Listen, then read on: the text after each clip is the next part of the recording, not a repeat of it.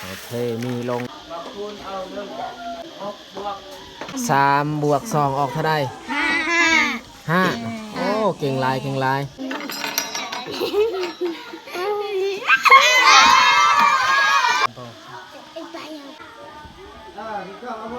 เอาอาจารย์คำสั่ง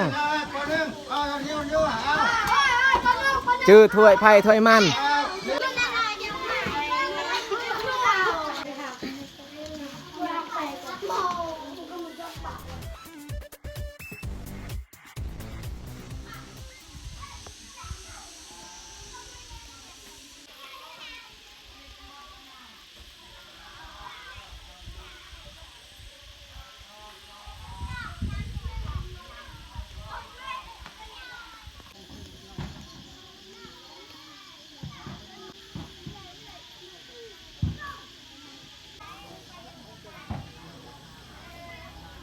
เอาทักทายสบายดีพ่อแม่พี่น้องเบิดสู่ผู้สู่คน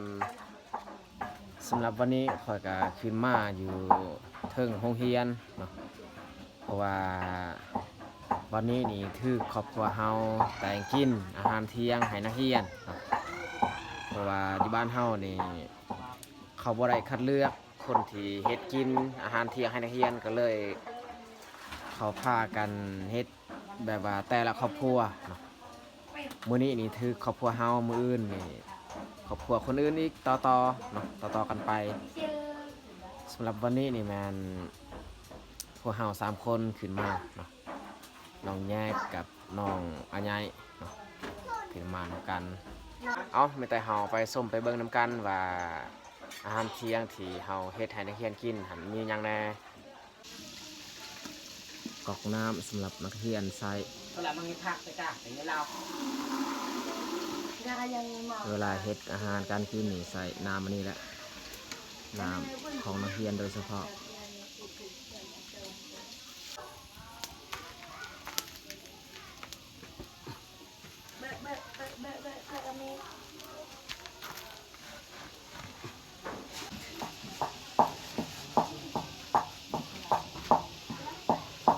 ไม่เห็นไม่เห็น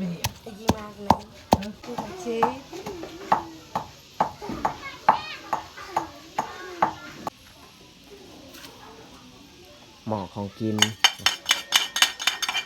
ตำมะเพ็ดเกลือเป็นนัวตะกอนแล้วก็ใส่ตะกอนส่วนยี่ห้อในแมนหม้อเขา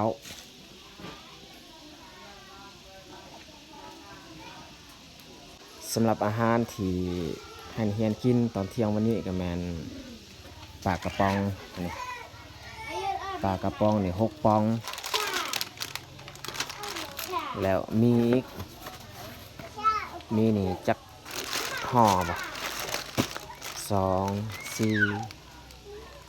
5 6 7 8 9 10 11 12 13 14 15แล้วก็ไข่อีกไข่6 หน่วยจะเอากั้งตะเคียนไข่6 หน่วยอันนี้มาเผ็ดแห้งจะเอาเบิดสำนี้แหละสำหรับอาหารในการหมดเทียน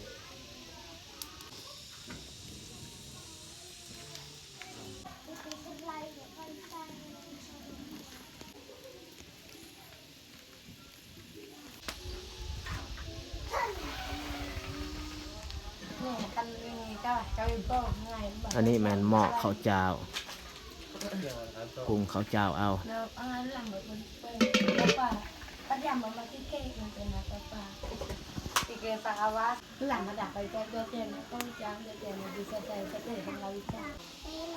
ตอนนี้ก็เวลา8 โมงปลายแล้วทุกคนเลย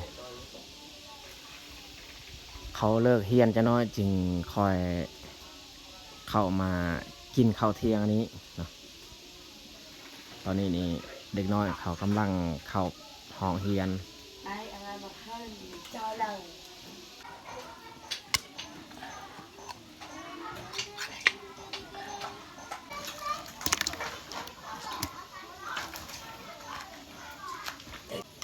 จุ่มอ่ะ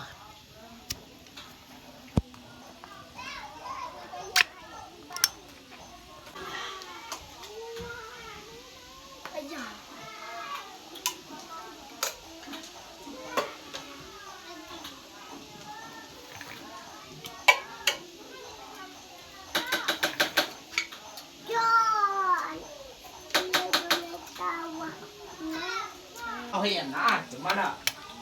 มาเกี่ยวเยอะเสาได้กี่ตังนี่ดูเสากาก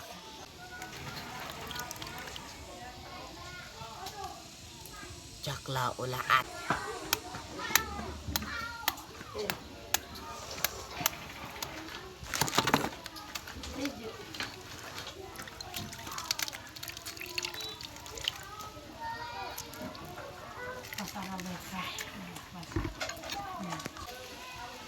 แต่ก่อนน้องแยกก็เป็นนักเรียนอยู่นี่แต่ว่าเดี๋ยวนี้นี่เป็นพ่อครัวแล้วเรียนฮอดป .4 แล้วก็ออกมาเป็นพ่อครัวให้นักเรียนต่ออีกแต่ก่อนนี่น้องแยกเคยกินที่ชาวบ้านเขาเฮ็ดให้กินสำหรับอาหารเที่ยง ปอกเอ้ยปอกได้ ดีนักอากาศที่นักค่ะนักอากาศ โอ้สิสุกอยู่บ่เขานี่ยันว่าน้ำมันบกก่อน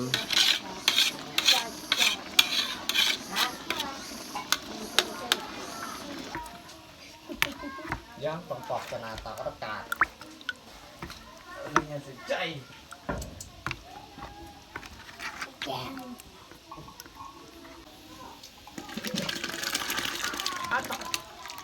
น้ำมันกินกับวิเชียนจะนาครับ ก็ต้องไงลองฟิล์ม เฮ้ย อันเนี้ย ฉีกมีอีกใส่คู่อันนี้ ก็เดี๋ยวก่อน บ้านหยาบบ้านหยาบบ้านหยาบก็เราจะมีหยาบไปเป็นเลยดีกว่า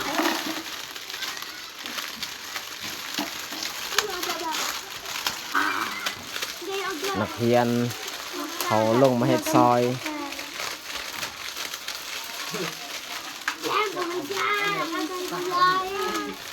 นักเรียนซุมนี้กับหมู่ของน้องแยกนั่นแหละหมู่เดียวกัน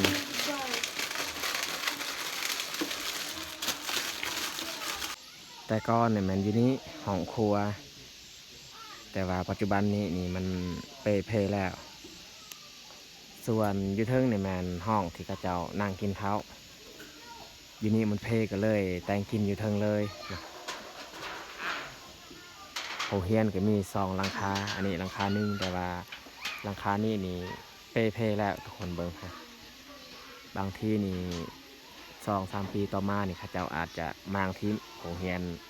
หลังนี้ปาไว้แต่โรงเรียนตรงนั้นโรงเรียนหลังนี้ที่เขาเจ้ายังใส่ได้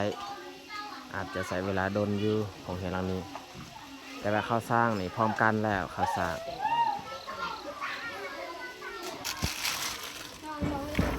มีนี่ต้องบิให้มันมุนสบายเวลาตักแบ่งให้ถ้วยของนักเรียน ฮาเบย์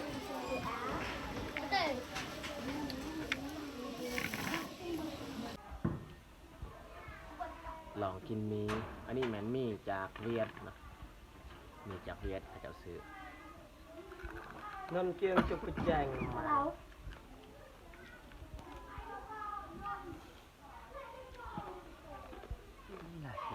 các chú hiền là cả bát để cảดูพิจารณาแล้วเราเนี่ย วันนี้ก็ได้เฮียนกับตาบักดัง มีมาเพศคือกันเพราะว่าเนื้อ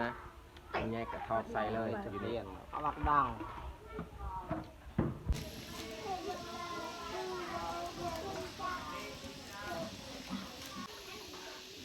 เขาไก่สีสุกนี่เขาใส่ฟืนค่อยๆ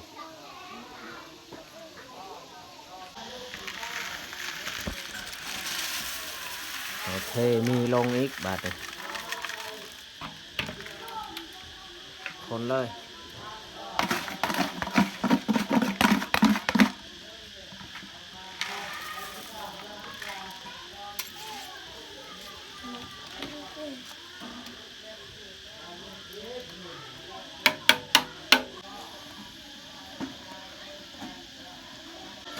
อันนี้มันออกมาได้เนี่ยออกนึ่งบ่เอายังเสียดซองเนาะ ทำนายังห้ามต่อกันยังเสียด อาจารย์กำลังสอนของป .3 ออกแล้วเริ่มเสียดซอกเนาะถึงมันเอาเรือเอาเรื่องอันนี้เนาะพกมาคูณเอาเรื่องพกแม่พกมาบวกเอาเสียดซอกนี่พกบวกเสียดซอก8คือเก้าเนาะ สิมืออาจารย์เขียนนี่งามอยู่วิชาคณิตศาสตร์บทที่14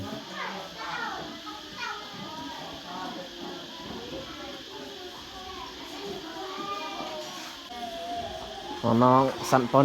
.1 เขาเอาถ้วยอันตักของกินมาพร้อมเลย อาจารย์มีแต่2 คนที่สอนอยู่นี่เสื่องบางๆเขาก็นั่งลิ้นแบบนี้แหละจะนอนอาจารย์กลับมาสอนเขาก็ตั้งใจเรียน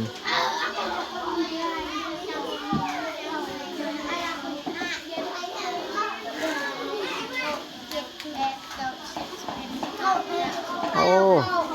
เขาตั้งใจคนครัวได้นี่อ่านได้บ่ตัวนี้อ่านเบิ่งอ่านให้ฟังเบิ่งนี่เลยกี่อย่าง 6 นี่เลย 7 นี่เลย 8 นี่เลย 9 10 โอ้เก่งหลายเอาตัวใหม่เบิ่งนี่เลย 1 นี่ 2 3 4 5 6 7 8 9 10 อ้าวนี่เลยเลยกี่อย่าง 9 นี่ 7 5 3 1 โอ้เก่งหลายเก่งหลายเก่งหลายสั่นป .1 อ่านได้อยู่บ่อ่านได้อยู่บ่เอาอ่านอันนี้บ่ให้ฟังทีนี้อ่านได้บ่บ่ได้นะโอ้เบิ่งสิ5ตัวง่ายๆให้น้องๆเขาอ่าน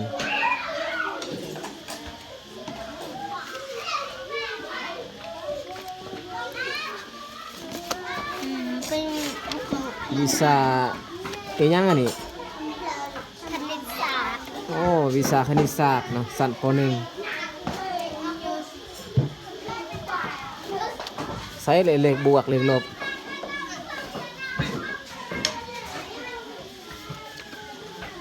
อันนี้สิให้น้องคิดไล่เบิ้งตัวนี้นี่3 บวก 2 ออกเท่าใด 5โอ้เก่งหลายเก่งหลาย1 บวก 9 ออกเท่าใด 2 บวก 4 ออกเท่าใดโอ้เก่งเบิ่งแต่ละคนเรียนป .1 นี่เขาเก่งอะไรเอาหาตัวใหม่อีกเอาอันนี้ตัวง่ายๆนี่เลขลบเด้อ6 ลบ 4 ออกเท่าใด 1 2 โอ้เก่งอีหลีผู้นี้นี่เป็นคณะห้องบ่แม่นบ่คณะห้องสั้นป .1 นะได้เพิ่น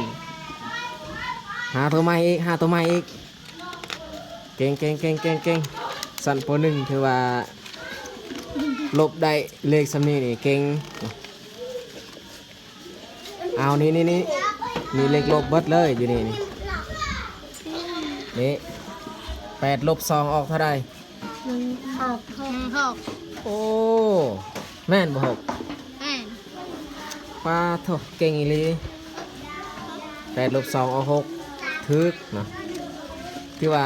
เขาได้นะสำเลขบวกเลขลบเนาะสั้นป .1 แต่ว่าเรื่องอ่านท่านเขาบ่อยากได้เนาะเอาลองอ่านเบิ่งตัวนี้ได้บ่ได้นะอ่านบ่ได้แต่ว่าคิดไรเลขนี่พอได้เลขบวกเลขลบเอาตั้งใจเด้อตั้งใจสู้ๆเด็กน้อยในวันนี้คืออนาคตของศาสตร์ในวันหน้าส่วนเวลาเขาพักเที่ยงตอน9 โมงนี่เขาจะเอาพักเนาะ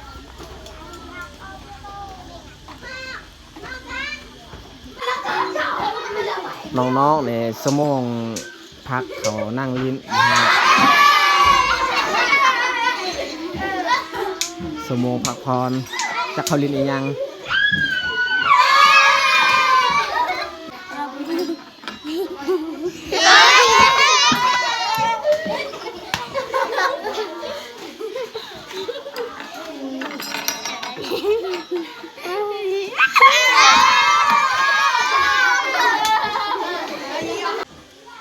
ถ้วยนี่นักเรียนเขาวางไว้อยู่นี้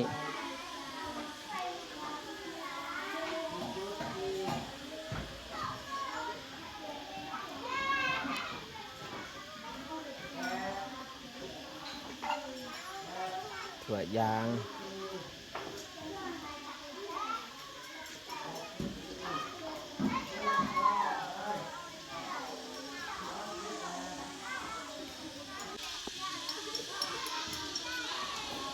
ต้มมีกับไข่หรือว่าปลากระป๋องเนี่ยเย็นแล้วเขาห้ามไปไว้อยู่เทิงหันบอลผีน้องๆเขาปะอันนั้นถ้วย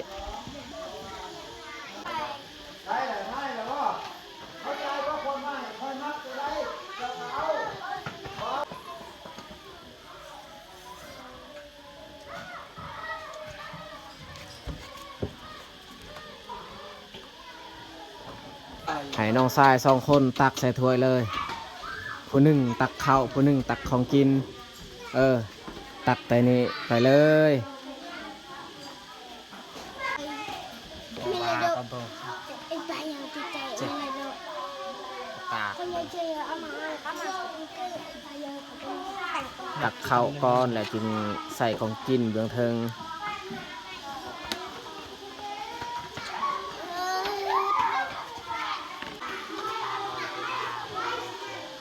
น้องชาย2 คนเป็นเซฟเฉพาะให้นักเรียนก็มี FC ที่เข้ามาว่ามาถ่ายวิถีชีวิตของนักเรียนก็เลยวันนี้ละมีโอกาสมาถ่ายให้เบิ่งนำกัน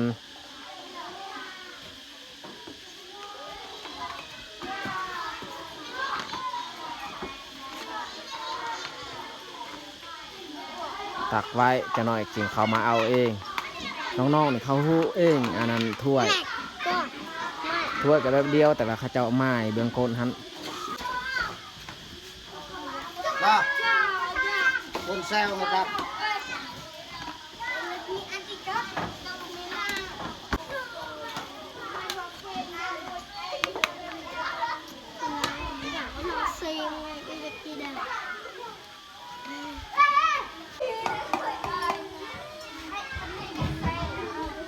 ไอ้เห็นยังครับในกระดาษเดือนก่อนฮะพูดพี่ก็เอาบ่ในดำเพียพี่ก็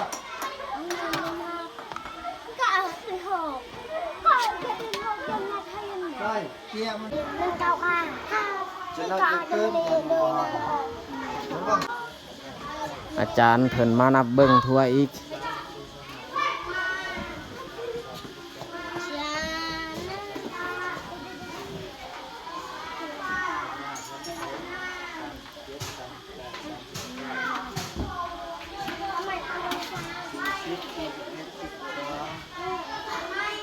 สบายดีอาจารย์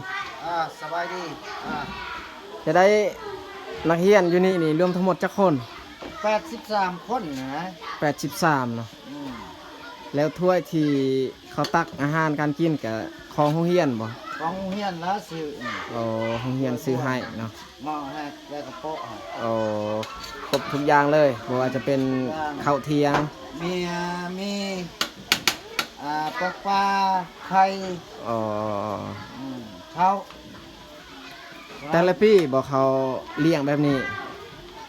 แต่ละปีใกล้มันงบบ่หลายจะบ่ได้เลี้ยงมันสิกิน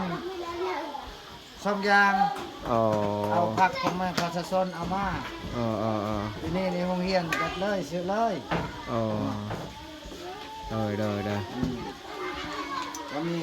มะพริกมะพร้าวเกลือเป็นงอแต่คงอุปกรณ์เบิดแล้วนะมีการรักษาอนามัยความสะอาดอย่างต่างๆอาจารย์สอนอยู่นี่จักสั้น 2ชั้น 2สั้น สิบ นะ กว่า ป .4 กับป .5 ปหนึ่งปสองก็จะซิด โอ้โดยโดยขอบใจอาจารย์ โชคดี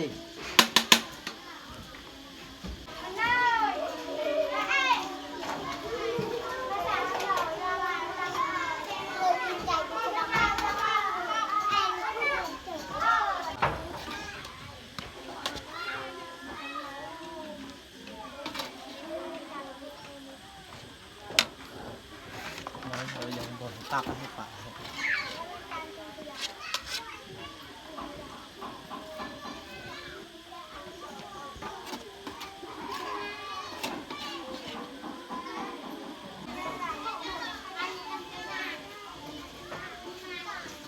สำหรับประนันมืออื่นเด้อเอาเด้อเพราะว่าใบมันอ่านบ่มีก็ได้เต็งกินมืออื่นกับแดงกันเลยเวลา50,000ตาแทนทายหยัง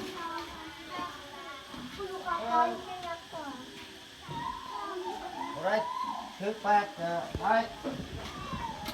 ตอนแรกเบิ่งสังคมศึกษา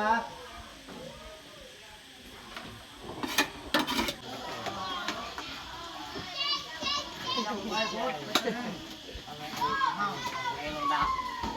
เราเที่ยวมายังเป็นกินตัวเองไงโรงเรียนใจให้คนหนึ่ง10,000แสนหนึ่งคุณอยาก20,000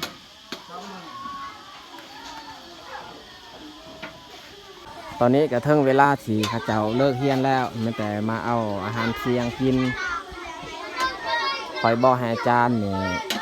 จัดเป็นระเบียบมาเอาแต่ละห้องจึงงาม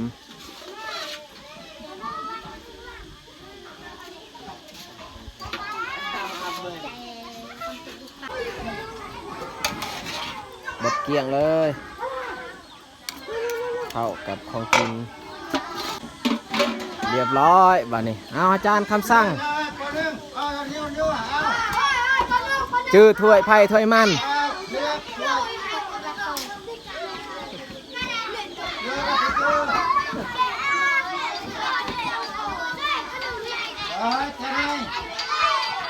ให้ปหนึ่งเอาก่อน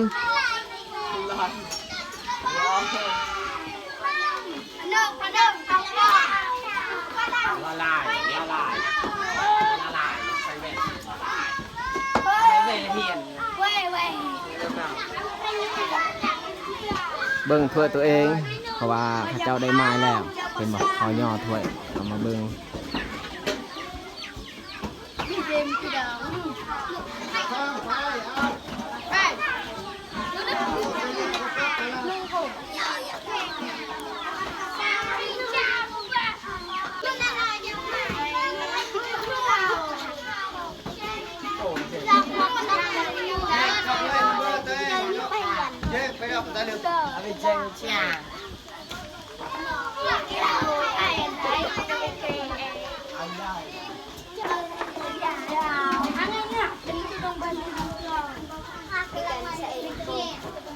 chào một cô đào vừa cười lên rồi ê lơ luôn xong lơ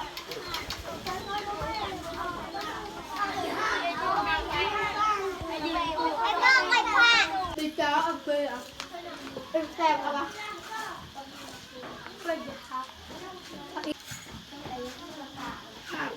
mà cái nhiều không có đâu lại đi học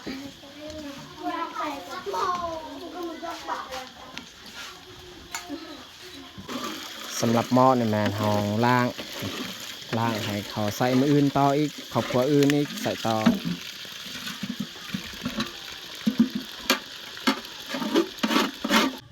ตอนนี้ก็เวลา 11 โมงเนาะมานั่งอยู่ห้องป .1 อันนี้เขาจะเอาเห็ดเพดานเพื่อบ่ให้มันแดดมันร้อนเวลาเขานั่งเฮียนหรือว่าซ้อนอยู่นี้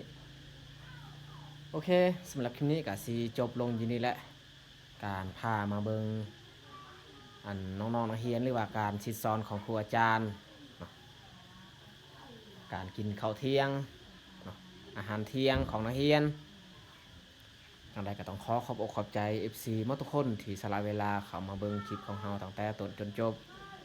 ถ้าว่ามักวิถีชีวิตแบบบ้านๆก็อย่าลืมกดไลค์ถ้าถูกใจอย่าลืมกดแชร์เพื่อเป็นกำลังใจให้คอยได้เฮ็ดคลิปต่อๆไปแล้วสุดท้ายนี้นี่อยากอวยพรให้ FC หมดทุกคนจงมีสุขภาพแข็งแรงอย่าเจ็บอย่าจนเฮ็ดหยังก็ขอให้เจริญก้าวหน้าปรารถนาสิ่งใดก็ขอให้สมหวังทุกประการเนาะแล้วที่สำคัญก็ขอให้มีความสุขตลอดปลอดภัยเนาะจะได้ก็ขอบใจหลายๆอีกครับบายพบกันในคลิปต่อไป